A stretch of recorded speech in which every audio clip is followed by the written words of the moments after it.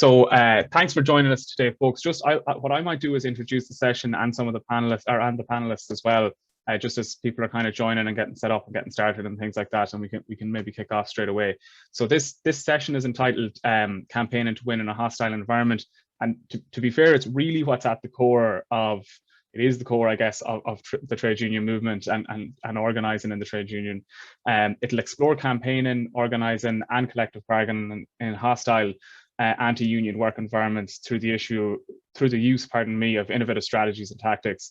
There'll be a focus on the aviation and tech sectors, and we'll be hearing from some of our panelists in that area shortly. So we are joined, and we're quite lucky to be joined by three panelists who really know this area, who've done a lot of work and have a lot of experience. So I'm very excited to hear about what they have to say.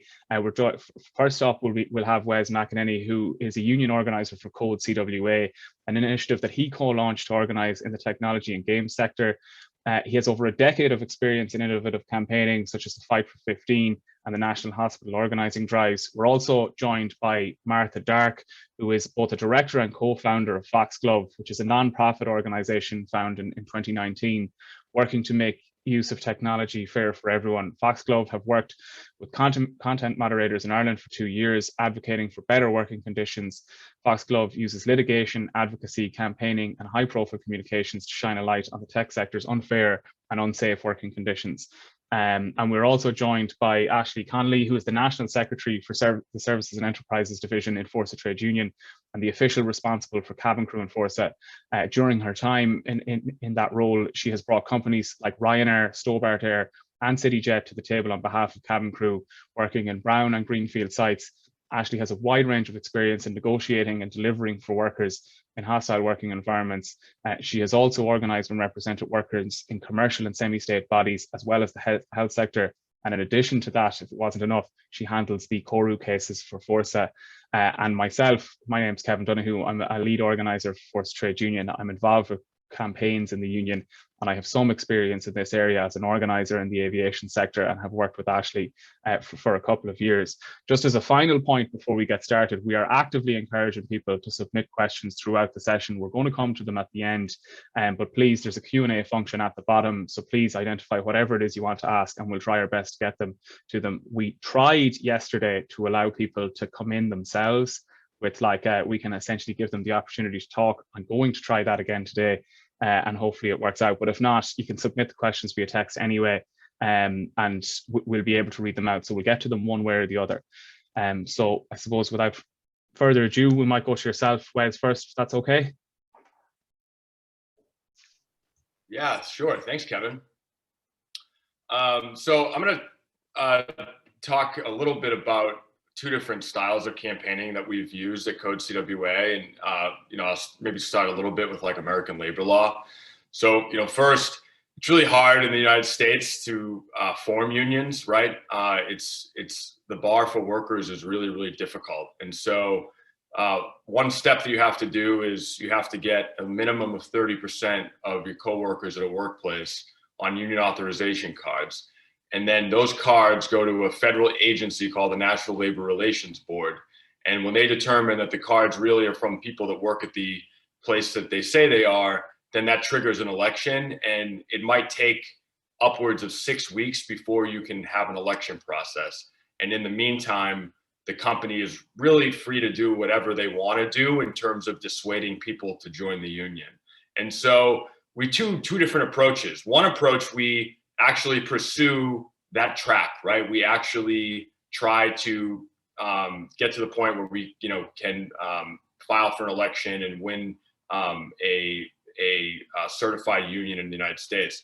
But another way, at a company like Google, where it seems almost impossible to ever get to the point where you could have a majority of workers, support the union, given the really aggressive attacks from the company, we've pursued different strategies. So with the Alphabet Workers Union, last year, we spent pretty much all year meeting with workers at Google around the country, around the United States. So we met with workers in San Francisco,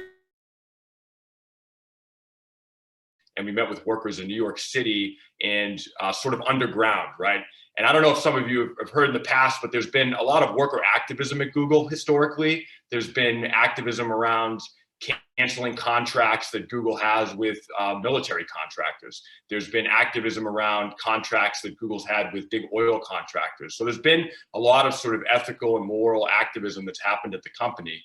But the problem is workers in the US, if they're just sort of organizing, they did a big walkout around sexual harassment. If they just sort of are organizing without being public and without being explicitly sort of together and united together, they open themselves up to being able to be retaliated against in big ways. And so what Google activists had seen in the past was some of the leaders being targeted and even terminated for sort of frivolous accusations from the company, things that are technically against the rules, but people don't usually get disciplined for them.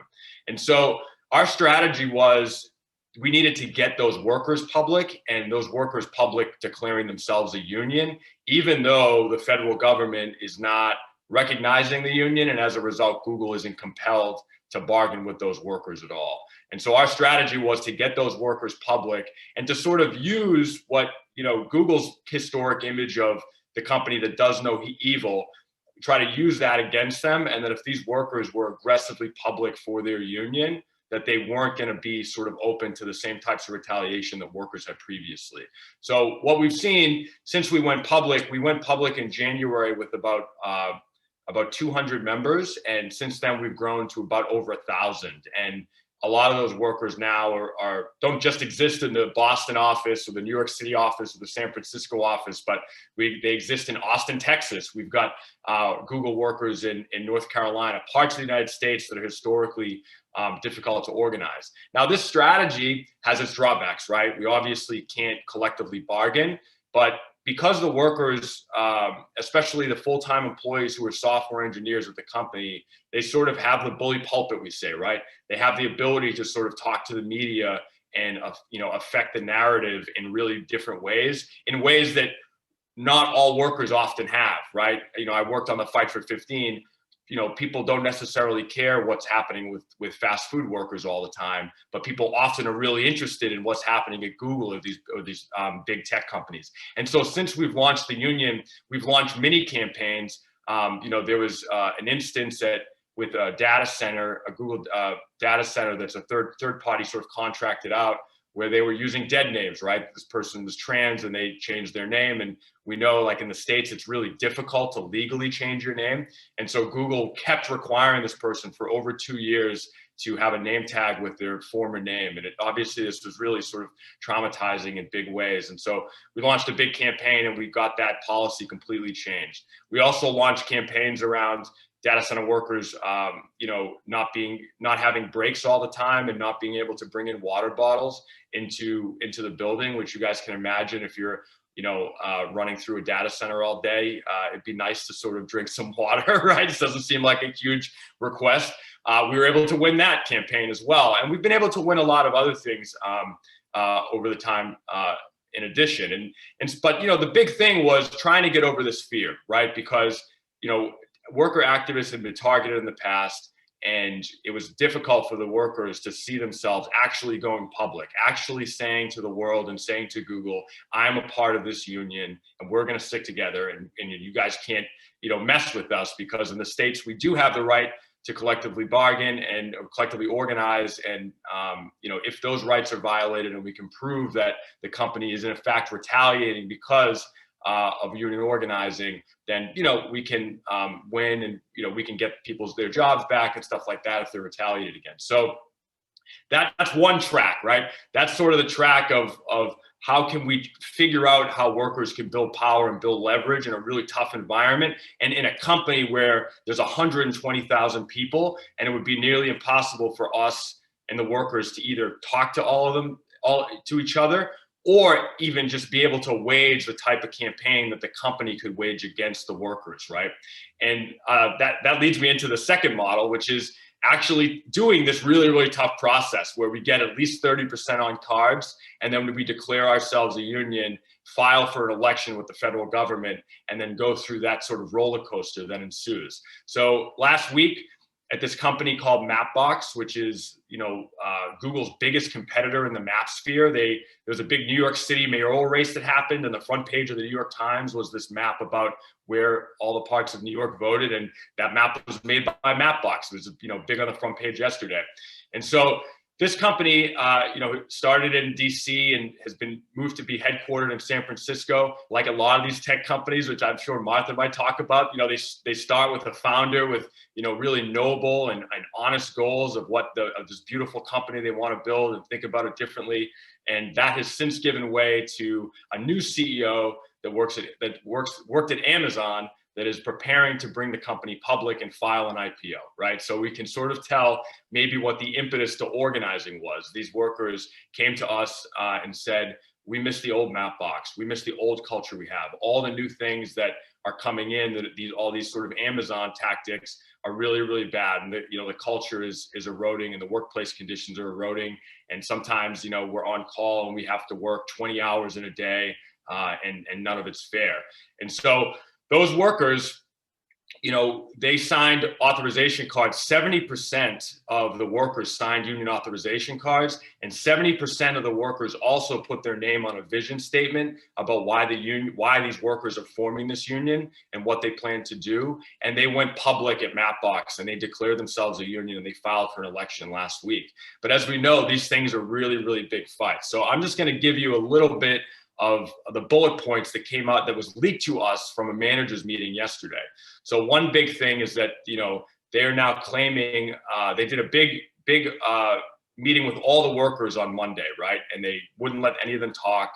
And, they muted everybody on Zoom, and they let the chat go because obviously they were trying to start some things up. And so they brought in this union buster, we call, right, this union avoidance attorney. And so she comes in, and they start picking up on saying that CWA, the union that I work for, these workers are organizing with, is against the idea of offshoring jobs. So this idea that jobs leave the United States and go to other countries, and that this union is somehow against that, and an anti-internationalist, I think is the way that they put it, which hits home in a big way because this company is one of these companies that is offloaded and gone to Belarus because the labor is much cheaper there. And so there's a huge other sort of bifurcated system of workers in Belarus. And, the other thing that we'll probably hear, and maybe Martha, you might talk about this aspect too, but this company is about to IPO. So this company is a privately held company right now that is building up to be able to go public. And that means the new CEO and a lot of the funders stand to make a lot of money if that happens, right?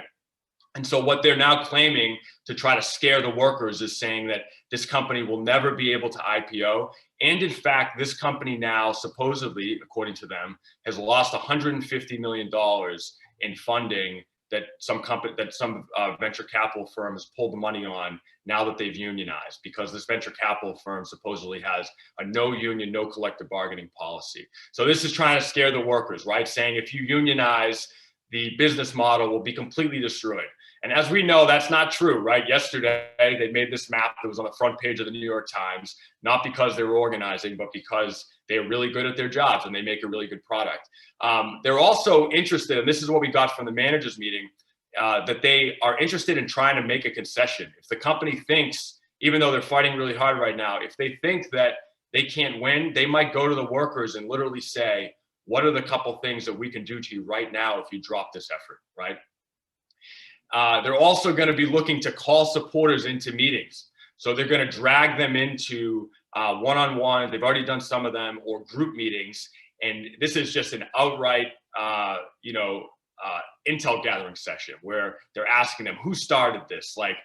Who are the ringleaders of this? What is really behind this? And this isn't really a good attempt in good faith to actually solve problems, but rather it's an information gathering session, as they're going to try to split the workers apart and scare them as much as they can. And then the other thing that, the part that the workers are being really strong in, the part that I think is incredibly important when we are organizing in these types of environments, is that the workers organizing committee themselves is really, really strong and committed. And so it's a company of 224 workers that are trying to form the union, but they have almost 35 that are on their organizing committee, that are meeting regularly, that are sort of driving the ship here. And as a result, it's a lot harder for the company to come between them and their coworkers when they're really driving the ship. And for us, it's incredibly important that when we file for those types of union elections and go on those roller coasters, that we do so with a really, really big and strong committee of workers themselves that are actually there, that are trained, that are ready to fight. But once again, it's going to be tough, and we're in for another 4 weeks of this. We think we're probably going to get ballots mailed out on July 25th, and we filed last week. So it's going to be almost 5 weeks of this big fight. But it's possible. It's absolutely possible to do. And one thing that we hope is when they win in a couple weeks, they'll be the first company in the US to actually win a union election, a first tech company that's more than 50 people to actually win a union election. So it'll have big time ripple effects. And we think that it'll demonstrate to other workers in the industry. And, like we've seen at CWA with our News Guild, where we've had a bunch of newsrooms, we've organized 3,000 media workers in the last 3 years. Through the election process. And so we hope that this can be a catalyst and sort of a spark to signify to other workers that this is possible, that they can do it. But, the number one thing that, we say in doing this, and there's no easy way out. If the workers themselves aren't identifying that this is their union and meeting regularly and making social connections and making all the plans and sort of driving the campaign with our advice, there's absolutely no way to win. Because once these companies start these anti-union tactics, it's really emotional. They ratchet up the tension. It's really, really easy to divide people. So yeah, our biggest takeaway on it is just that it can't really be completely staff driven. It can't really be institutionally driven. It really has to be driven by the workers themselves. And that obviously takes a lot of work, but the payoff, could be immense. Thanks very much for that, Wes. It's I know it's all obviously international. You see it kind of repetitively over the thing, but I was just struck by the number of sentences that you took that you used, or stories that you were kind of alluding to, that feel extremely familiar to my own experience in it. So it's an interesting parallel, but it seems like amazing work you're doing. But might just go on to Martha then if you want to take on. Thanks very much, Wes. Sure. Thanks so much. And thank you, Wes, for all of your work. We're really amazed by CWA all the time. So it's good to be with you. I'm Martha. I'm a director of a non-profit in London called Foxglove. We founded in 2019, and broadly we exist to make the use of technology fair. And I should say we're not a union, in case that's not obvious, but we do work closely with unions in Ireland. And so we all know that big tech companies, I think like Facebook and Google, dominate the public square that we now exist within, with a third of the planet using Facebook and millions of those people in Ireland. But we think big tech's vast wealth stands on the kind of backs of thousands of workers, and among the most important are the group we think that keep the internet safe for everybody, content moderators. We've been working with content moderators in Ireland for about 2 years now, advocating for better working conditions, devising litigation strategies, and supporting worker organising. And there are thousands of content moderators in Ireland, most of them outsourced, not directly employed by Facebook. And content moderation is still a relatively-ish new form of work, but it's certainly here to stay, unless you are part of the small minority that believes Mark Zuckerberg's intentions to rely solely on AI in the future. But the working, so we believe that kind of the working conditions of moderators are awful and need to be improved ASAP. And so I'm going to talk a little bit about some of the work that we've been doing, but I would imagine many people on the call are already familiar with the role of content moderators and some of the issues that surround the working conditions of those workers. But I'll briefly just recap some of the main issues that we see. But so this workforce reviews hours on end of harmful content in Ireland every day, so that it doesn't make it to our screens. And some of that content that's reviewed is very awful things like child pornography, beheadings, extreme violence. And like I said earlier, the workforce is largely outsourced and underpaid and receives nowhere near the same amount of pay as their counterparts directly employed by Facebook. And it's been well reported that globally that many of these workers suffer from mental health issues as a result of reviewing this work for hours on end with very, very little mental health support.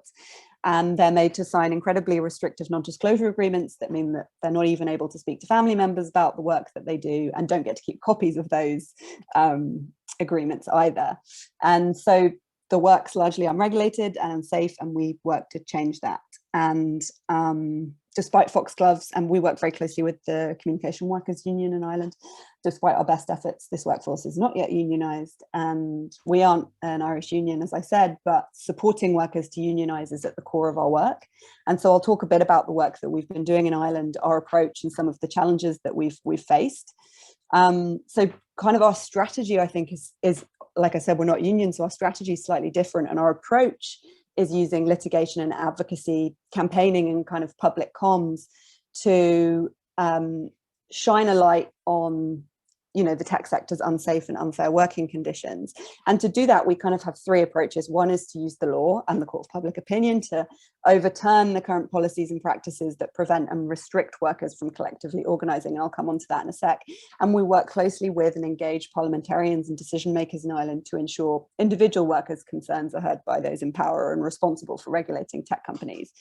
And third, we support tech workers to speak out, enabling them to do so in the knowledge that they have a team of lawyers and comms experts and organisers ultimately standing behind them. And we do all of that with the hope of operating as a funnel to unions, so encouraging workers to join. And you know, we mostly work with moderators in Ireland, but we're really interested in expanding that.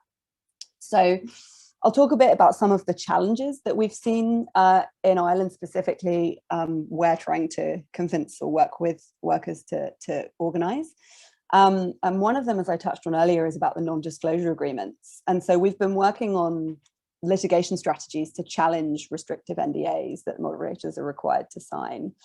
And there are two issues with the way that the NDAs work for this workforce. The first is, I again mentioned this earlier, but so many moderators are asked to sign these documents that, you know, perhaps in their induction or the beginning of their work, and then they don't get to keep copies of them. And so, you know, how are you supposed to comply with an NDA that you don't have a copy of?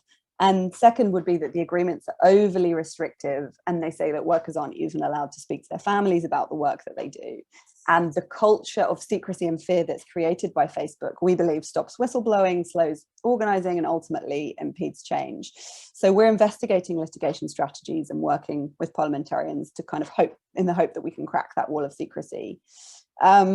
And to date, we've been pushing for Facebook to confirm on the record that content moderators have the right to speak publicly about workplace conditions without fear of reprisal, or, you know, and so that they feel they have the ability to collectively organise without fear of penalty. We think that it's likely that the current NDAs as they are, the provisions within them, are legally invalid, but to challenge that, we'll need a larger body to assume the cost risk rather than an individual moderator to kind of test that theory. So in the meantime, we've been working with legislators, parliamentarians and committees to expose the lack of enforcement where the NDAs are concerned. And most recently, we have supported content moderators to speak directly to the Taoiseach and then to the Committee on Trade, Enterprise and Employment. And we believe that was the first committee anywhere in the world to hear directly from content moderators in that way. We're hoping that we can work with parliamentarians to progress legislation, and we hope that the committee will, they've said they will, invite Facebook to appear before them in front about these issues as well. But, you know, the lack of clarity, I think, around the NDAs prevents workers from getting the mental health support that they need as well, because of fear about who you are and aren't allowed to speak to. And then second, I think one of the biggest challenges that we face, and I'm sure everyone here knows this far better than me, but is about and I imagine it's very common to lots of tech workers worldwide, but the workers that we work with often don't stay long in the industry because of, particularly content moderators, because of the impact on their mental health of reviewing the material day in, day out. And I don't have specifics in terms of timeframes, but, you know, the workers that we work with generally leave the industry within 2 years or so, which means we've got to adopt our approach in some ways, because you know, it's not like we have a long lead time to be able to work together with moderators over a long period of time. But I will just, the kind of last point that's slightly more positive that I would say is kind of the biggest driver of workers to speak to Foxglove and to the union has so far been kind of the public comms and campaigning that we've been doing. So we coordinated a public letter that was signed by about 400 content moderators. Over 50% of them were in Ireland, calling for safer working conditions, and an end to outsourcing, because that's the ask that we hear most often. And most of the workers that we engaged through that letter continued to stay in touch with us. But I'm sure it's a really simple thing to say, but whenever the higher press coverage we get, and the more press coverage we get, the more people we hear from. And I think the more that's happening, the braver people feel to speak out publicly about some of the issues that this workforce faces. But I feel, if I'm honest, that we're a long way from moderators or unionising in Ireland, but I am hopeful we will get there. And we've been really inspired by some of the efforts in the US, particularly what Wes has been talking about. And we're really keen to contribute however we can to organising the tech sector in Ireland. And we're really interested to learn from others, collaborate and share tactics. And we're keen to use our experience working with moderators and together with other unions to develop a kind of broad innovative strategy about how we might be able to work together. So if anyone's interested in a conversation about that moving forwards, I'll maybe drop my contact details into the chat, and please do get in touch. Thanks very much for that, Martha. I really appreciate it. I was kind of struck by that. It took me a long time to connect with the idea of, because you're meeting people and recruiting them sometimes maybe in car parks or in their homes or whatever. It's very secretive and stuff like that. It took me a long time to connect the equally significant importance of the AIR campaign, where they don't necessarily touch base with you straight or on a one-to-one basis. So it took me a while to learn that, but it's obviously hugely important and great to hear from you on it. So last but certainly not least is Ashley Connolly, who's going to speak from a Fórsa perspective and on some of the aviation stuff that we've been working on for the last few years. Thanks, Martha. Thanks, Kevin, and very interesting to hear from Wes and Martha today. And it is a very interesting topic that we're here to discuss. Kevin has already outlined the various areas that I've been very lucky to work in throughout my career. But I will say throughout my career, I have dealt with what we all consider to be hostile employers. But the one thing that I've always believed in is the right to bargain. And the right to bargain is fundamental. And the right to be able to choose who represents you through those negotiations is equally important. It still amazes me that employers get to choose who they wish to represent them in negotiations, whether that's their legal team, their professional organisations, or others. But when it comes to who a worker wishes to represent them, and when they call for their trade union, by God, will they move heaven and earth to stop that from happening. And it still amazes me in the 21st century that we're dealing with those tactics. In Ireland, you have the right to join a trade union, but you don't have the right for your union to be recognised, especially for collective bargaining. And we are starting to see a shift in the landscape. We're eagerly watching what's occurring in the US as you start to see the mood music changing in terms of trade unions. We're also aware of the debate that's going on in Europe around the directive for adequate minimum wages. Fórsa has concluded its own research paper on collective benefits, and also the Taoiseach has established a high-level working group to review industrial relations. It's all welcomed, but until such a time as workers have a right for their trade union to be recognised, I believe workers will continue to struggle. The right to have the union of your choice negotiating on your behalf has always been a challenge. And if I'm honest, it is not something that has never been easily overcome. We've experienced firsthand the importance of the right to collectively bargain, and I have to say myself and Kevin Donoghue have worked very closely with key representatives through the aviation sector on behalf of cabin crew. And we've engaged with employers trying to overcome the obstacles. And I'll give you a bit more insight on how it started as over the next couple of minutes. I'm happy to say we have secured bargaining rights in all airlines on behalf of cabin crew over the last few years, but it was a very rocky journey and one that many obstacles had to be overcome. Over the last 4 years, I can tell you, we've had many battles with employers. for the simple right for Fórsa to be recognised and the right to bargain. But I've always understood this takes its toll on members, and asking them to allay their fears, but asking them to step up is not easy. They don't want to be. I've never known members who want to be in conflict with their employer for the simple right to be able to have a say on their working conditions. Regretfully, though, a lot of the time we had to resort through industrial action to be able to achieve this simple right. And the right to bargain for workers, but also for our society as a whole, needs to be achieved if we've to shape society into the future to address the unequal treatment of lots of workers. But the thing is, we never gave up. While we had many obstacles, we never gave up. We kept at it. We kept trying.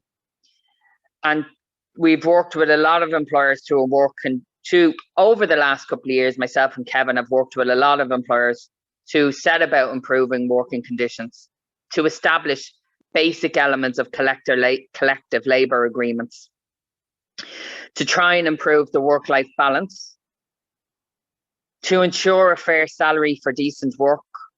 And it took often very difficult negotiations.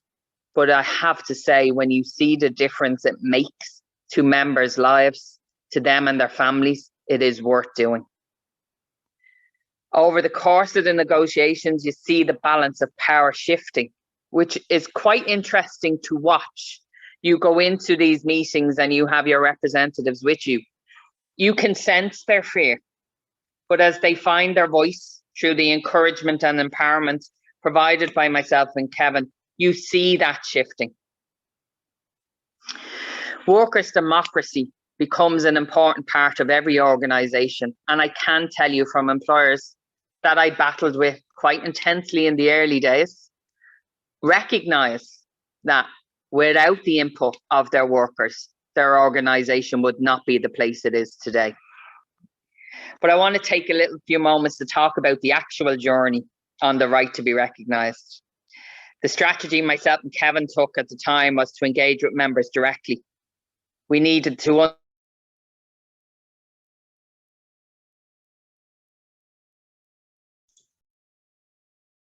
just cut out slightly there. Is that frozen for you guys too? It has, yeah. We might just give her times and pubs, always sensibly. But it was whatever needed to be done to engage with members. It was very labour intensive. The main thing was not to apply pressure to individuals. It was to give them the space to think, to give them the space to ask questions. And it always came down to the same thing, was fear. And that fear is genuine and it should never be dismissed. So we needed to be patient and we needed to take the incremental steps with members to bring them on the journey with us. So we encouraged members to attend meetings, and it was slow at first. And you've seen, the same people attending every meeting, but slowly you started to see more and more people attending. And it wasn't easy for them because they were always fearful that their employer knew they were in the meeting with the union. And would that mean their job was at risk? Would that mean, could the employer take them in on a disciplinary and could they end up losing their job? And that meant we had to be honest at all times. There's a need to be honest with members. There's a need to manage their expectations. But more importantly, it's about us giving them the voice on how they would like to see their working conditions improved. Not us telling them. It's allowing them to find their voice, to work with us. So over time, the attendance improved and you could see the confidence growing amongst the group.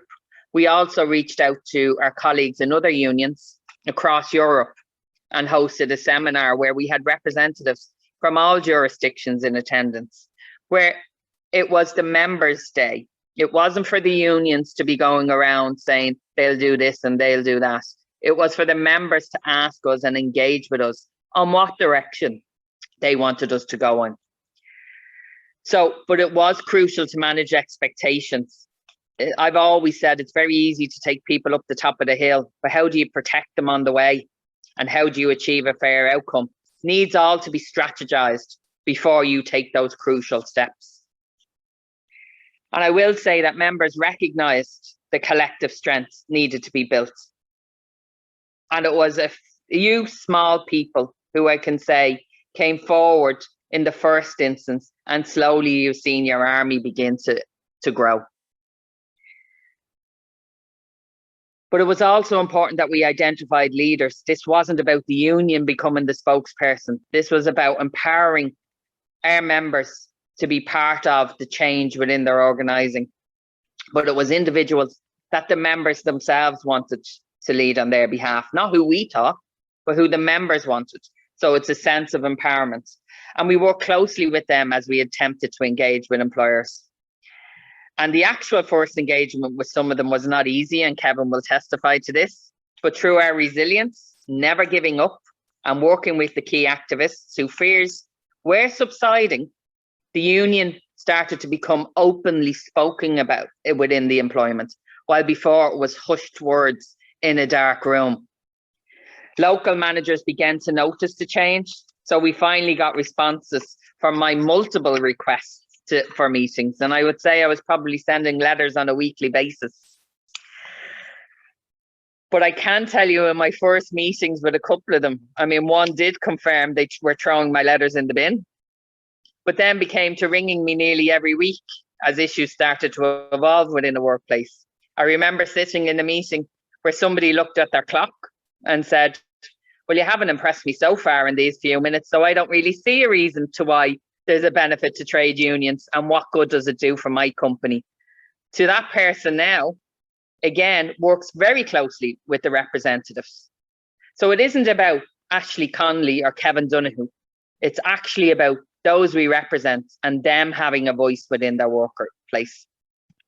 So you'll get knocks along the journey, but the thing is, don't let them shape you and don't give up. You have to keep trying. You have to continue on your strategy. It does work. So in all those airlines, members have begun to have a say on their conditions of employment, but it's not perfect. Will it ever be perfect? Who knows? But they start to have a say on their working life. And I can say probably the pandemic in lots of ways has built that relationship between activists and employers, because there's a need for everybody to work together as they navigate their way through this. So I do want to end on this note though, and it's something I think is very important.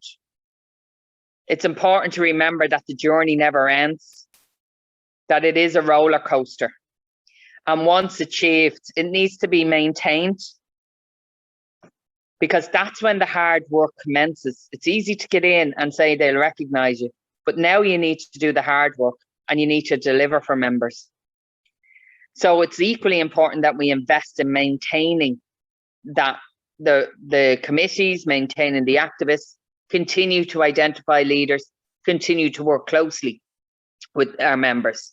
Because I do believe, and I honestly believe this, failure to maintain means we're letting all our members down, and something that can't be tolerated and shouldn't be tolerated. And I remember a senior colleague who used to always say, and I'll finish on this note, it's just always to remember that united we bargain, divided we fall. And that is an old saying, but one that still stands to today. So thanks to everybody for listening. I hope I haven't gone on too long. And thanks, Kevin, for today. Thanks very much for that, folks. There are a few people who submitted questions, so I'm going to go straight into them to give them a chance. It feels a bit strange after all talk about empowerment and giving a voice to click a button that says allowed to talk. But in any case, I'm going to give this a try and see. Anya had indicated Anya Bullock and Don Dean, so I'm just going to try there. We'll go to Anya first and then Don. And if you wish to ask a question, please try and raise your hand or submit it through the chat box. Okay, are you there, Anya? Yeah, can everyone hear me? Yeah. Can. Okay, well, I actually asked this question yesterday, but it's applicable to everyone today too. So it was about kind of the role of a union rep in organizations where the workers are kind of spread out, they're in different locations, could be working from home, And was that fear that management is tracking them or listening to what their conversations are with their union reps, or they might be a member of the union but might be interested but obviously don't know what to do, that might be turning them off contacting the union. And I suppose I am a union rep, but I'm kind of old school, as in like whenever I would want to speak to a member about something confidential, I would do it in person in case, for those exact reasons. And I was just wondering, like, what is the kind of future for a union rep in this kind of situation, or how in situations like this, which already exists, what do reps actually do to maybe allay those fears, or kind of methods do they use in these kind of hostile working environments where everyone's spread out? Hope that didn't sound too rambly. I typed it up in the chat if that's less confusing. Thanks, Anya. You're all really interesting as well, everyone. We might just get Don and Dennis's question as well, and we'll do a round of three and then come in if that's okay. Are you there, Don? Yeah. Hi, Kevin. Hi, everybody. I'm Don Dean from Cork, and a bit of a nut. But anyway, the talk that Wes was giving was very interesting, and I was just wondering, the presidential support for unions with the new regime in America, does that actually make a difference, or is it just lip service with no backing? I'm asking this because, like, to me, the American multinationals were always people who didn't allow unions and paid extra if you didn't join a union. And apart from that being discrimination anyway, I was just wondering, has the kind of saying that he has support for unions, does that make a difference, or has it helped in America? And can you kind of expand on it after? Thank you. Thanks for that, Don. Dennis, if you're there, if you wanted to ask your own question as well. Yeah, thanks, Kevin. Just listen to all the three speakers. They were emphasising the need for this to come from the reps themselves and from people on the ground, that we can't transplant ourselves if that isn't there. But taking Martha's point about the moderators, that where there's a very high turnover of staff, my question really is that, yes, you want to put resources and to assist those people, but if they're going to move on to other jobs, how do we regenerate those people who have that the wish to develop the union and to put these structures together? But if we're going after the gig economy type jobs, which is the area where all trade unions need to go to increase the trade union level, how do we get over that difficulty of those people, for financial reasons and other reasons, are going to move on quite quickly to other jobs? And maybe from Wes's point of view, has that come up in the US in particular, how we keep on regenerating new people to come in? Okay, thanks for that, Dennis. We might then we'll just go in turn, I suppose. We might go Wes, Martha, and Ashley. That's kind of to give people a bit of a break or whatever. Are you okay with that? Okay.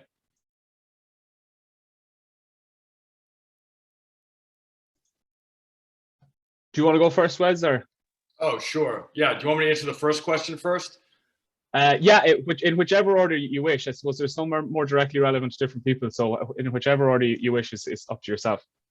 Sure. I think on the first topic, yeah, it was tough. Obviously, nothing beats face-to-face communication. I think the advantage we have in tech is that workers are sort of used to doing the Zoom thing. And so it became sort of, pretty common stance for people to get on Zoom and do these meetings and even do one-on-one conversations. Companies, this was already something that they were doing, right? They have offices in different parts of the country. At Google, people are in different parts of the country on the same team. So they literally have their own internal video chat, which made it a lot easier. But with that said, in terms of the culture, yeah, I mean, for the Alphabet workers before they went public, they literally wouldn't even use the same phone that they had anything corporate with. Like they would use a different computer, a different phone. We would use Zoom, we would use Discord or Signal, and we would keep everything off of the corporate communication to try to, prevent being found out. But yeah, I mean, it is hard, but at the same time, like even in other industries during the pandemic, I have an organizer friend in Pennsylvania, United States, and she was able to organize a nursing home that literally went on strike for union recognition. And they organized most of it over Zoom, right? Because it was the height of the pandemic. And even though they weren't necessarily the most technologically savvy workers, they still were able to figure it out. So I think it has its drawbacks and it has its advantages. Obviously the drawbacks is it's really hard, it's hard to talk to folks without, It's hard to make emotional connection and all that kind of stuff. It's hard to get people together, but it does have its advantages in that, you know, like this, maybe it'd be hard to get all 50 of us in the same room together all the time, but we can all hop on a Zoom call. And then on the question with the presidential stuff, you know, I don't know. It's interesting that we have a labor secretary who's the, you know, son of Irish parents from the former mayor of Boston, who I grew up directly behind in Boston. So that's nice. Like, we actually had a Mapbox worker go to the White House task force to try to figure out how to use existing American labor laws to help workers organize. And so they had a meeting in Pittsburgh last week, and we actually had a Mapbox worker go there and meet with the vice president. Now, you know, as you know, I don't know how much this really impacts, but I do think that the bully pulpit and sort of the narrative that the president is able to sort of have around unions does sort of create a better environment. And then lastly, you know, at the National Labor Relations Board, which oversees unions in the United States, under the Trump administration had been, you know, the general counsel was an anti-union attorney, and that's who he appointed as the general counsel. And then they completely defunded the entire agency to the point where in the Boston office, we ran a union election right before the pandemic, and they were down to one board agent in the entire office. And every time we were in this hearing over who was going to be in the unit, who was going to be out, and every single time he had to make a real decision, he had to leave the room and call the regional director in Buffalo, New York. And if the regional director was busy, he just waited by the phone. And so this hearing took like 4 hours. And this is all just a strategy to slow it down. So now we don't have that. We have a fully funded board. Part of this budget is like increasing funding by like $80 million, which is, I think, going to be really, really helpful. And also they're trying to, you know, pull back like some of the rules around the election. So right now it's taking us 5 to 6 weeks, like I said, to get an election date. Hopefully and soon we'll be able to get those maybe in 3 weeks. And the last thing I would say is that our current attorney at CWA, Jennifer Abruzzo, that works on the strategic campaigning that we're doing, she's actually been nominated by President Biden to be the next general counsel of the National Labor Relations Board.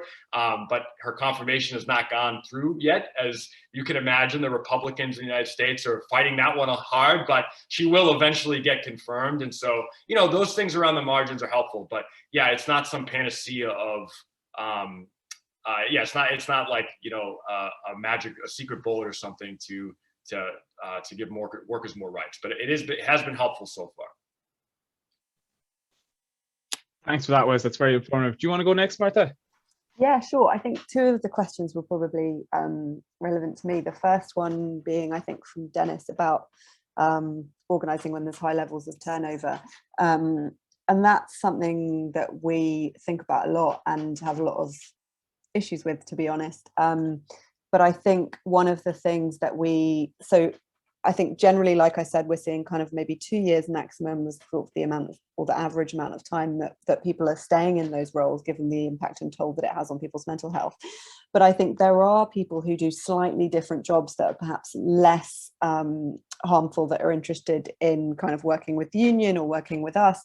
And I think working in collaboration with those people because many of the people that work at kind of these outsourcing companies that do moderation do enjoy their job. And I think so kind of identifying people that are interested in staying for a long time, or perhaps trying to increase the number of people that we speak to, so that, you know, when the inevitable happens that some people leave, we have kind of other contacts and connections. But I think it's hard, and I'm sure you will have much more experience of that than me. And then the query about kind of organising now that there's much more remote work happening.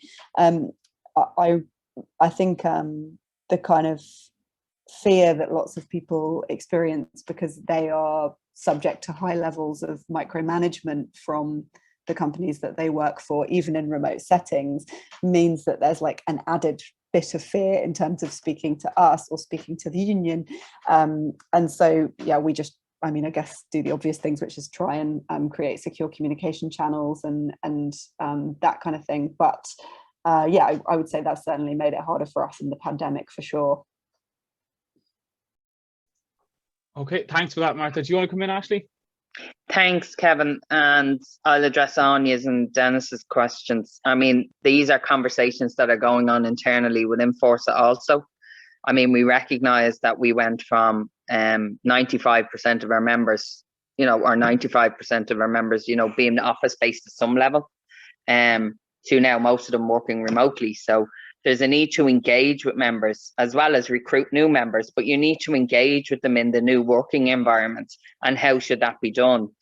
And I suppose it's about adapting to the world of technology, but trying to keep it in a low-level friendly way as well, whether that's you know, just ask somebody for a Teams meeting or a Zoom, but it is challenges, and our organising team are closely looking at new ways and initiatives in order to connect to people in a remote world. Certainly, and I'm going to show my age a little bit here now, when I started working, you know, it was about a job for life. It was, you know, getting that stability and having that security. And I look at people that I know very closely only coming out of college in the last couple of years, and it's about building careers. So that means you have to move and to try new things. They're willing to do that, more so than probably my generation was. And with that, though, needs to be, how do you connect with them from a trade union, but ensure that trade unionism is something that's instilled in them as they move from one type of career to another. And I suppose that's a need for trade unions to look at wider scopes, but also societal issues, and engaging with people across a broad spectrum, not just relative to the exact work location and the exact issue within that, but it's becoming more vocal, I think, on behalf of wider issues, on behalf of society. And I think that's something we need to be focusing on as well. So I think there's lots of interesting debates going on in the trade unions in Ireland at the moment to look at how we rebuild a better trade unionism across multiple generations, and something that will last into the future. I hope that helps. Perfect. That is ideal. I have just one round of 3 questions, which I think will bring us up to or close to time. They were submitted by people who asked me to ask on their behalf. So I'll just ask them out one after the other, if that's okay. So the first question is actually for Martha. It's coming in from Katrina. She was just saying, she may have missed it, but are content moderators in Ireland employed directly, or are they classed in the category of what we would call fake self-employed? If this is the case, is this a lot of the problem too? Another issue that needs to be addressed in many sectors, perhaps for different forms. So it's just, I think the question is, I think you might, did you get the question there? Sorry, because yes, thank you. No, I definitely agree that that's an issue, but no, they are employees of the outsourced companies. But the problem, slightly separate problem, which is the outsourcing in itself, in the sense that the big tech companies are able to outsource the core of their business, which means they don't recognize the true cost of regulating their platform. And that has an impact on the conditions of the workers, in the sense that they're paid significantly less, get nowhere near the same level of mental health support as Facebook employees do. And yeah, none of the same perks. Okay, thanks for that. The other question is, the last 2 questions are, in the event that technology used to record working hours fails, do most workplaces fall back to using manual paper records, or what do you think would happen there? Okay, that's that question. And the last question, which I think is probably a good one to finish on, is, what do the panelists feel are the main challenges to getting close to that initial steer the ship critical mass of organisers, particularly given the anonymous workplace conversations are currently limited by COVID and remote working? It's probably a good all-round question to finish out on, I think. So we might ask you to go first, Ashley, this time, if that's okay. I was afraid you were going to do that, Kevin. Sorry, for people that don't know, I'm actually doing this off my phone because all our technology froze in the building. So hence why I went missing. Look, I mean, in moving to paper records, I mean, I think the cyber attack has shown us an awful lot in terms of, you know, the old reliance, and Ireland has had to adapt very quickly, especially for, you know, our largest public service. So I'm of, as I said, I'll show me age, I'm of the view there's no harm to have a paper backup on certain things, but what way that technology will evolve has yet to be established. And sorry, Kevin, just the final question again. what do the panelists feel are the main challenges to getting to that initial steer the ship critical mass of organisers, particularly given that anonymous workplace conversations are currently limited by the likes of COVID or remote working? But I suppose from my own experience, I always felt the personal connection was how you develop trust. And trust is very important to organising. People need to trust you, and they need to believe that you have their interests in everything that you do. And it will be through a virtual world, no doubt, but it still needs to continue, and the relationship needs to be built. And that's how I see the future of organising. It is, and it will always be, about the relationship built with the members. But also, as I say, we need to change some of our direction as well into more societal issues that matter to members, like housing, like many issues that are happening in Ireland at this moment in time that matter to different generations in different ways. So I hope that helps, Kevin. Thanks very much for that, Ashley. Wes? Yeah, I mean, I think it can be tough, right? So it's like Ashley said, we build these committees underground. We use social connections to do so. We do social mapping. We go through, we bring somebody on once we figure out, we go through all their different social connections, who they know, who they work with, and try to do our one-on-one conversations out of that. It can be tough during COVID. Honestly, sometimes we can't build committees big enough during COVID because it's hard to talk to people that you don't know, whereas in the workplace you can just ask somebody to get coffee and stuff. But at the same time, we actually have had success, at least in the tech industry, of doing cold calls too, of people just messaging people on company Slack saying, hey, I'd love to, I'm just meeting people, I'd love to talk to you, like here's my phone number, like we should meet up and have a call, and then getting people on the phone and making that social connection. But I completely agree with Ashley. It's all about personal relationships, and we say that we need at least 10% on a committee. So if a workplace is 100 people, we need at least 10% that are representative across the company to be able to move forward. And ideally we get even higher than that. Like at Mapbox, we're at like 17% is on the committee, and that's a really, really good number. That's fantastic. Thanks, Wes. And final word then to yourself, Martha, if that's okay. Thank you. Yeah, I totally agree with Ashley and Wes about the added challenges of being remote, but I agree with what Wes said in the sense that a lot of the people that come to us come through kind of WhatsApp groups or through recommendations and that kind of thing.